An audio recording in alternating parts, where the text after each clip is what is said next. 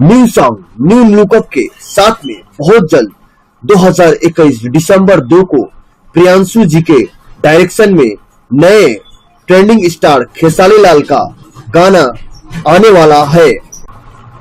Blue beats company से launch होने वाला सॉन्ग खेसारी लाल जी का गाना है, बहुत शानदार, सबका रिकॉर्ड तोड़ने वाला, मुंह मारे राजा जी।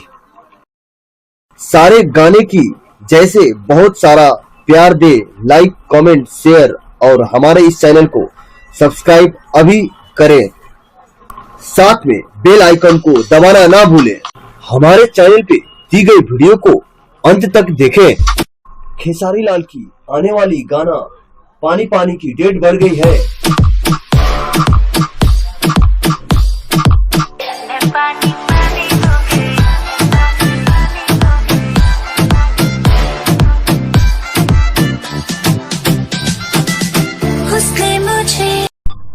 बहुत ही लंबे इंतजार के बाद 6 तारीख को सुबह 11 बजे सारे गामा हम भोजपुरी यूट्यूब चैनल पर पानी पानी हो जाएगी अक्षरा सिंह बादशाह और खेसारी की गाने पर।